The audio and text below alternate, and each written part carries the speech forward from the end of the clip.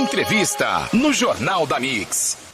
E hoje aqui nos estúdios da Rádio Mix a gente tem a alegria de receber, sem sombra de dúvida eu vou falar isso, é um dos maiores nomes na dermatologia oncológica aqui no Brasil, que é o Dr.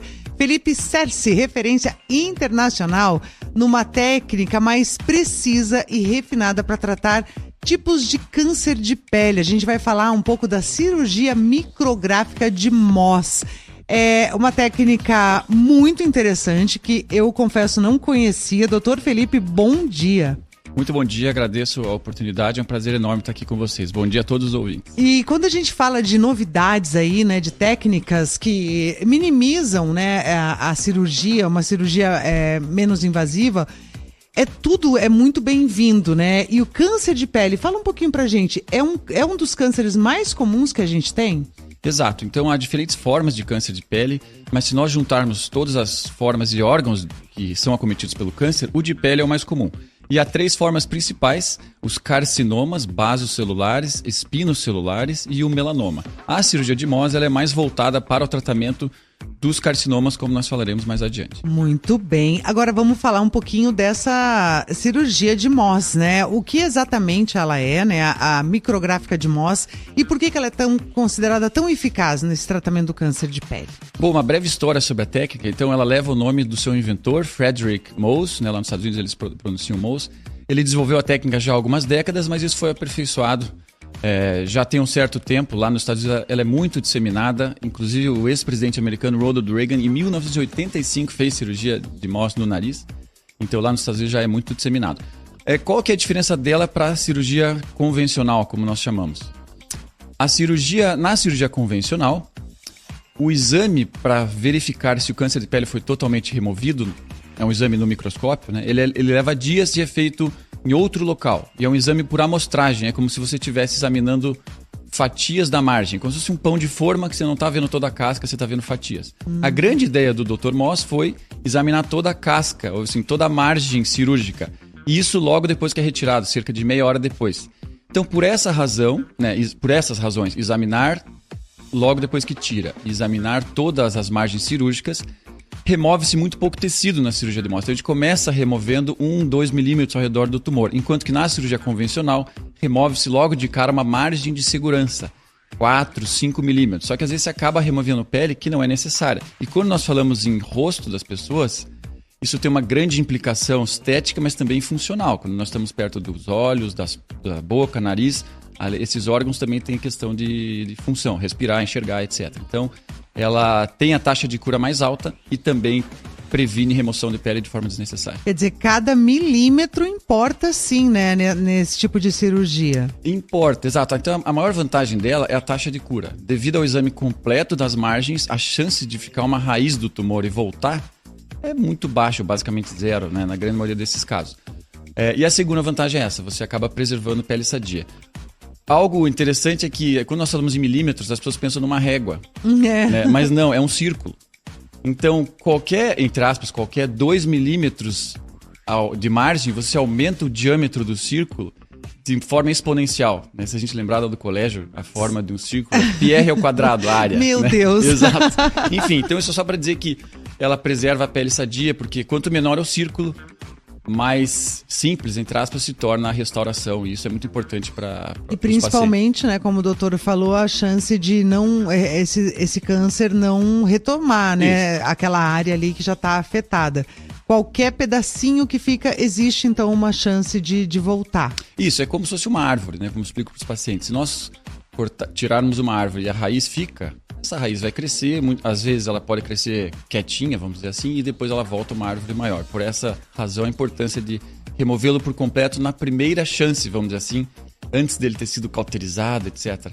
Por isso que nessas áreas a cirurgia de Mohs acaba sendo bastante indicada. Eu acho que uma grande dúvida, né, e a gente chama o ouvinte para participar sobre esse tema que é tão importante. A gente fala muito do câncer de pele quando está ali às vésperas do verão, quando começa a ter sol. E aí eu moro em Curitiba, eu não preciso esquentar a cabeça com isso. Aqui é muito mais nublado do que ensolarado. E aí é que está o engano, né? O sol hoje é um dos grandes vilões, mas existem outras causas também para esse câncer de pele? Bom, ótima pergunta. Então, já há inúmeros estudos ao longo das últimas décadas, especialmente na Austrália, onde tem muito câncer de pele, Estados Unidos e países da Europa, que mostraram sim essa relação direta da exposição solar com o câncer de pele. Quando falamos sol, nós imaginamos aquele dia ensolarado, mas não, é a radiação ultravioleta proveniente do sol, né? Parte dela é filtrada na camada de ozônio, mas parte chega à nossa superfície terrestre.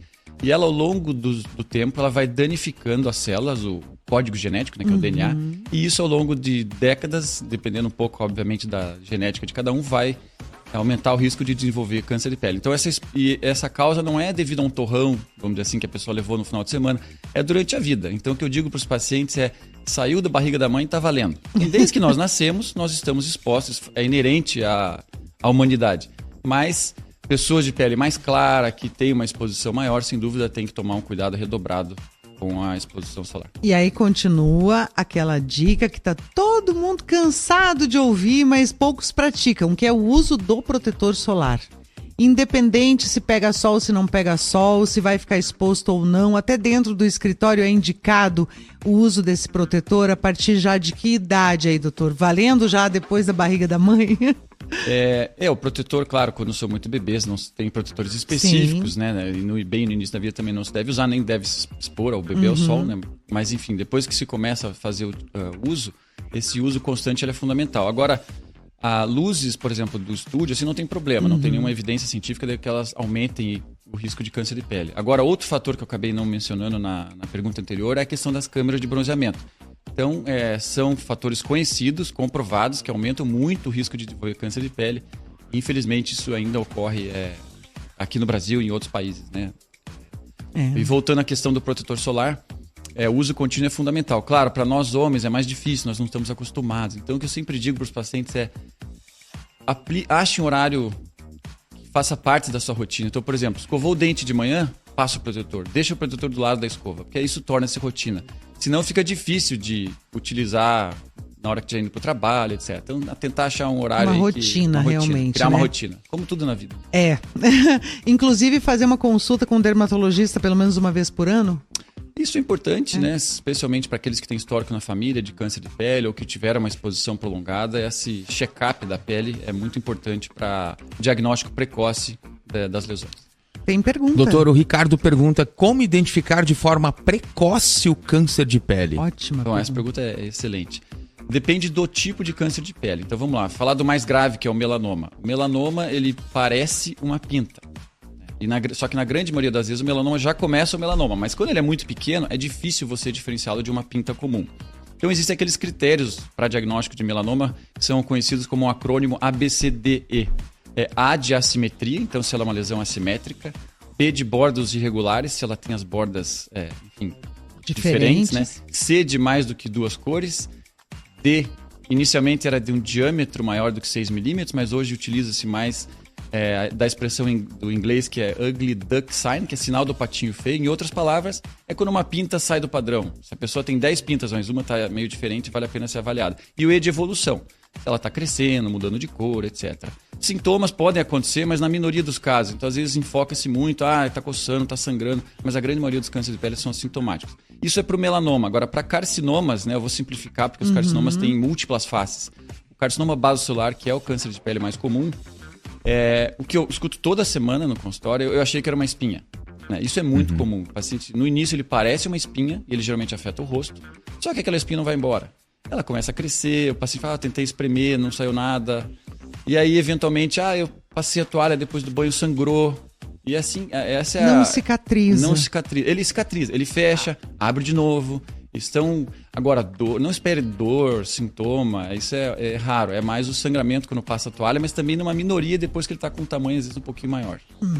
A Raíssa mandou aqui, o que faz surgirem novas pintas? É normal mesmo, depois de adulto, ir surgindo várias novas pintas pelo corpo? Bom, obrigado pela pergunta. Então, o que acontece é que, do ponto de vista técnico, nem tudo que é chamado de pinta pelo leigo é uma pinta.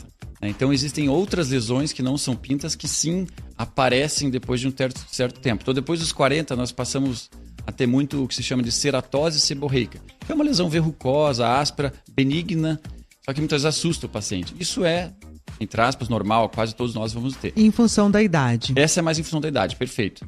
Agora, as pintas mesmo, que já tendem a ser planas, castanhas, ou um pouco elevadas e podem com o tempo perder a cor, elas geralmente surgem até uma certa idade, até seus 30, e tem muito a ver com a exposição na vida solar, mas principalmente com a genética de cada um. Então, pessoas que têm famílias com muitas pintas nós chamamos tecnicamente de nevos. Nevos é mais chique, né? Mais bonitinho, meus nevos. Exato. Lá em casa é tudo pintudo. Então, os nevos, eles surgem até uma certa idade, depois é raro. Então, se surge um nevo em alguém de 50 anos, tem que tomar cuidado, Ter avaliar uma atenção. isso, para ver se não pode ser um melanoma, na E verdade. surge de um dia pro outro? Não, tudo começa...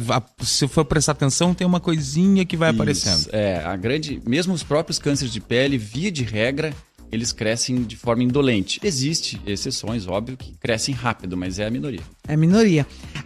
Vamos falar um pouquinho mais dessa técnica de Mohs, que ela tem uma característica legal, que é a reconstrução imediata. Como que acontece isso? Então, vamos lá.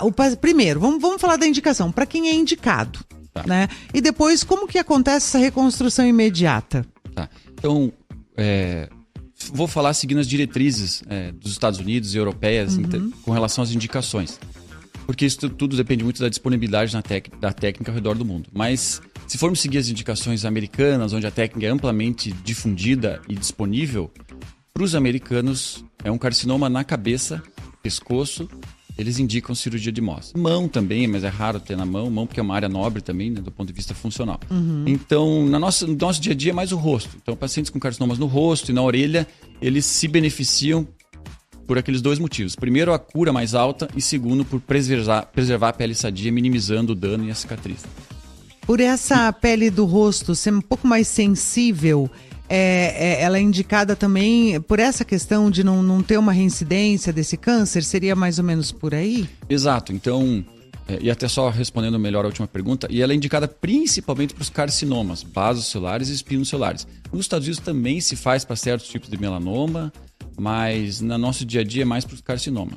E aí essa reconstrução é imediata, quer dizer, abre-se ali aquele lugar, faz o tratamento da retirada desse câncer e imediatamente a pele que foi preservada, que eu acho que é essa, né, o grande lance dessa técnica, é imediatamente já então coberto, seria isso? Porque a gente costumava ver antigamente pacientes com curativos, né, ou até faltando aquele pedaço de pele ali que não poderia ficar exposto, então curativo, tirava, limpava, curativo de novo. Hoje isso com a técnica de Mohs seria algo que a gente não veria mais dessa forma?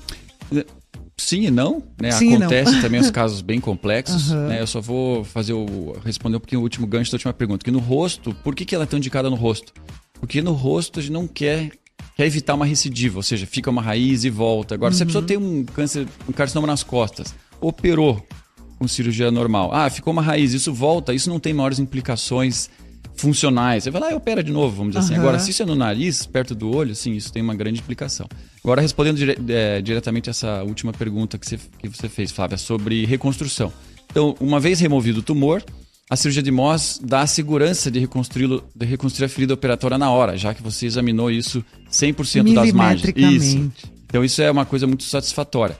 E com relação aos tipos de reconstrução, vai depender muito do tamanho da ferida, da profundidade, mas de forma resumida existem 4 formas de lidar com a ferida. Deixá-la cicatrizar por conta própria, então a mãe natureza restaura muitas vezes essa ferida, isso você pode utilizar uma pele artificial para contribuir. Segunda opção, em termos de complexidade, fechar lado a lado, né? Então dá ponto, só que para isso tem que tirar as sobras de pele, é que nem costurar uma roupa.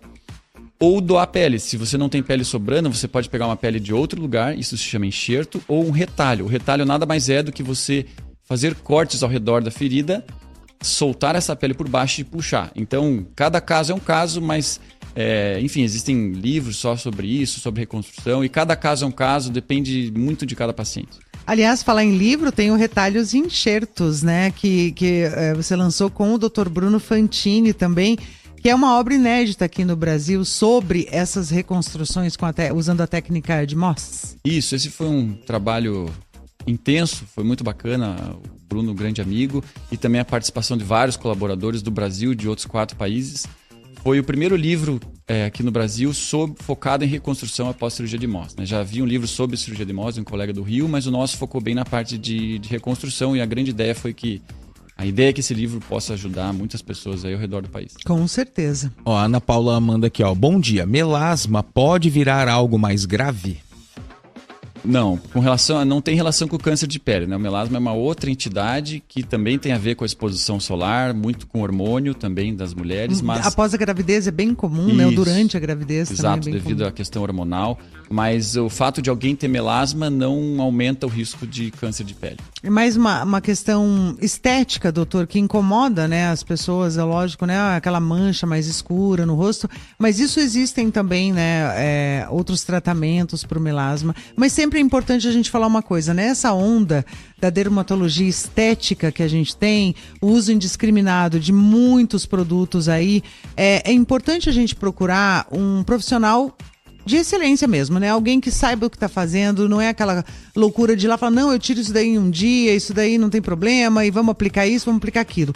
É importante a gente levantar isso, porque a gente está numa questão da dermatologia, e eu vou falar de um caso meu. Eu estava preocupada com uma bolinha que eu tinha no rosto e queria ver o que era aquilo, né? A gente tem tanta informação, né? Conversa com tantos médicos, e eu fui. A primeira coisa que o dermatologista me falou, olha, você tem como colocar uns fios aqui, puxar, tirar esse pé de galinha. Eu falei, não, eu não vim aqui para isso, né? Eu quero pesquisar isso daqui, ó, isso aqui tem me incomodado e tem me preocupado. Então é a gente colocar muito a cabeça no lugar e a estética, lógico, né, que as pessoas estão se importando muito com isso, mas a questão de saúde realmente, né? Então assim, tá te incomodando uma pinta, vai lá. Ah, não, dá para usar isso, botox aqui, tchau. Vai no outro e procura um médico realmente que vá dar atenção àquilo que você se preocupa, né?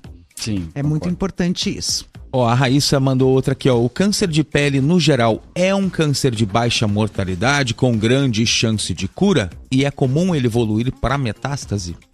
Bom, ótima pergunta. Sim. Então, por exemplo, vamos falar por partes aí para ficar mais fácil. O carcinoma basocelular, que é o mais comum, ele raramente se espalha, né? Ou raramente dá metástase. E ele começa a ter chance de dar metástase quando ele adquire dimensões grandes, aí vamos falar de 8, 10 centímetros. Já vi acontecer, eu só lido com isso, então eu acabo vendo esses casos mais sombrios. Mas é mais raro. Mas ele tem essa questão local, que ele vai fazendo destruição local, enfim, nariz e onde ele afeta, né? Mas isso é lento, como nós conversamos. O carcinoma espinocelular já começa a ter um risco maior de metástase. A partir do momento que ele atinge dimensões, um ovo de codorna, um ovo, daí a chance já é, e às vezes acontece ele crescer rápido, ele já tem um risco razoável de metástase. E melanoma é o que mais dá metástase, e ele é medido, a chance dele dar metástase, inclusive, é medido por milímetros. Então, cada milímetro de profundidade a mais, o risco de metástase dele cresce significativamente. Então, é muito variável mesmo essa questão da chance de metástase de acordo com o tipo de câncer de pele. Doutor, tira uma dúvida, a metástase, por exemplo, num câncer de pele, tem como imaginar que tipo de metástase vai ser essa? Se vai atingir, por exemplo, parte óssea, algum órgão? Porque muita gente não acredita que o câncer de pele pode evoluir, né? Então acaba achando ali só que é uma questão estética mesmo. Ah, isso não tem como evoluir. Ele pode sim dar uma metástase na questão óssea, órgãos. Como que isso acontece? Pode, né? Então, por exemplo, a disseminação dos tumores varia. Existem duas formas principais, linfática ou pelo sangue. Então, o melanoma é muito comum. Ele pode fazer as duas, mas o melanoma, por exemplo, metástase cerebral, metástase ganglionar. Gânglios são as ínguas, né, que nós temos. São não comuns, mas são algumas das metástases que acontecem, assim como o pulmonar e fígado também. Agora, o basocelular é mais comum no pulmão, também osso às vezes pode acontecer. E espinocelular, principalmente no começo, nos gânglios regionais. Então, sim, as células têm essa capacidade de se espalhar. E isso varia, conforme nós falamos, de acordo com o tipo de câncer de pele. É muito importante, então, né? Tem alguma dúvida? Faz uma visita a um dermatologista, né, doutor? Uma vez por ano aí, quem, né, nunca teve algum caso na família e tudo mais, mas sempre dá aquela verificada. E claro, né, seguir aquelas recomendações, né, exposição ao sol. Agora, se você teve uma vida de exposição ao sol, aí sim, né, doutor? Aí tem que fazer realmente o check-up dermatológico. Exato, esses pacientes têm que seguir mais perto, porque o risco de ter um câncer de pele é maior, né? Peles Especialmente quem mais já teve claras, também. tudo isso também influencia. Tudo. Então, pegando um exemplo rápido, por exemplo, a Austrália é o país em números relativos, Austrália e Nova Zelândia, que mais tem câncer de pele. Por quê? Principalmente porque você pegou o povo inglês, que estava lá no nublado de Londres, e os colocou numa ilha tropical. E então a Austrália, são pessoas de pele clara com muita exposição ao sol. Então a Austrália, em números relativos, é a campeã. Em número absoluto, obviamente, aos Estados Unidos, devido à população grande deles e também bastante pessoas de pele clara. A pergunta que eu ia fazer era essa. O Júnior pergunta que a cor da pele influencia muito. Respondido, a pergunta né? que ele ia fazer Aliás, aqui. doutor, quando a gente fala também no envelhecimento, o Brasil é um país que está envelhecendo, né? Então, assim, a atenção também tem que estar voltada a esse público, né? Que tem envelhecido. Exatamente. Então, fazendo um adendo à pergunta da pele, então nós sempre bate-se muito na tecla de pele clara, mas eu opero pacientes de vários tons de pele. Então não quer dizer que os outros podem Não abusar. ter. Pode largar não a mão. pode. O risco é menor, mas existe. Tá? E é a mesma coisa para a idade. Então, o dano do sol é cumulativo. Então, é natural que as pessoas com mais idade vão ter um risco maior, assim como... E a nossa população envelhecendo, a incidência de câncer, a prevalência vai aumentando. Mas eu, eventualmente, opero pacientes jovens também. E aí é uma genética desfavorável. Eles pegaram uma quantidade de sol, às vezes nem tão grande. Mas tem a questão genética. Também isso pesa um pouco. Bom, é muito bom saber que a gente tem alguém como o Dr. Felipe Serce aqui, com a técnica de MOS aqui em Curitiba. A gente tem ela pelo Brasil também, fora do Brasil, obviamente, mas vamos deixar o endereço para quem quiser conhecer mais, quiser saber mais, quiser te conhecer também.